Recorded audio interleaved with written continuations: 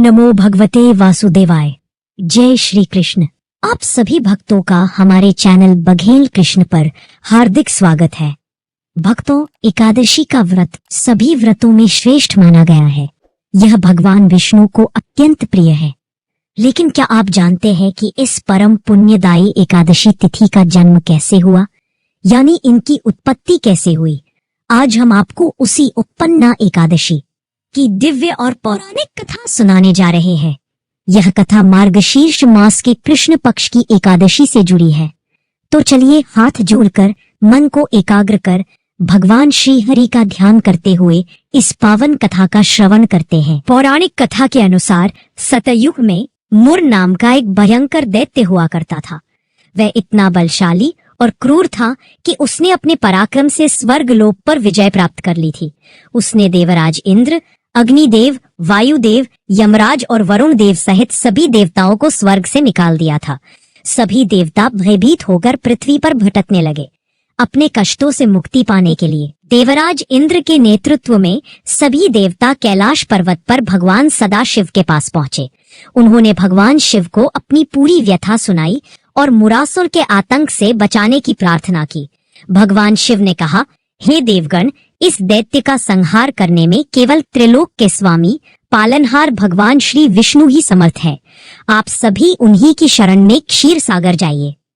इसके बाद भगवान श्री हरि विष्णु अपनी सेना लेकर मुरासुर की राजधानी चंद्रावती नगरी की ओर चल पड़े। भगवान विष्णु और दैत्य मुर के बीच भयंकर युद्ध छिड़ गया।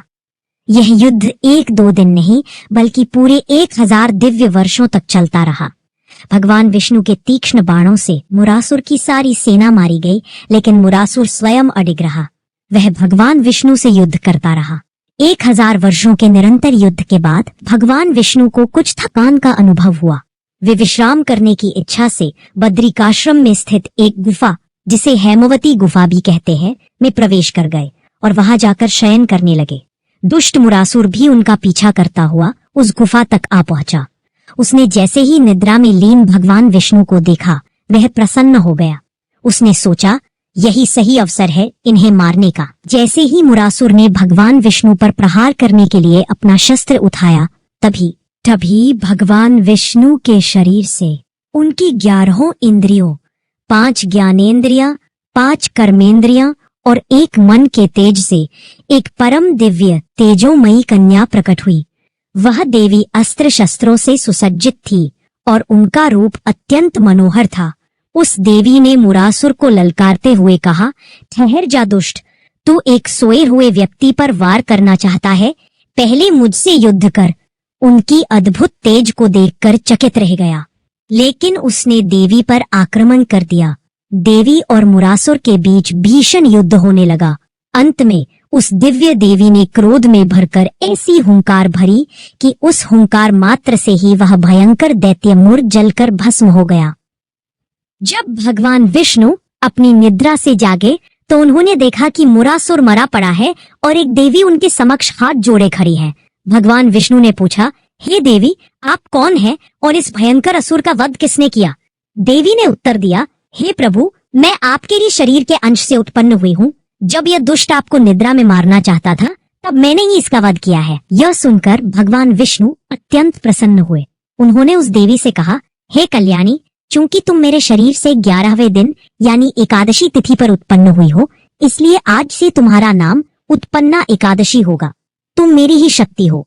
मैं तुमसे इतना प्रसन्न हूँ कि तुम्हें वरदान देता हूँ कि जो कोई भी भक्त आज के दिन यानी उत्पन्ना एकादशी को और भविष्य में आने वाली सभी एकादशियों को व्रत रखकर मेरी और तुम्हारी पूजा करेगा, उसके सभी पाप नष्ट हो जाएंगे और उसे अंत में मेरे परम धाम वैकुंठ की प्राप्ति होगी।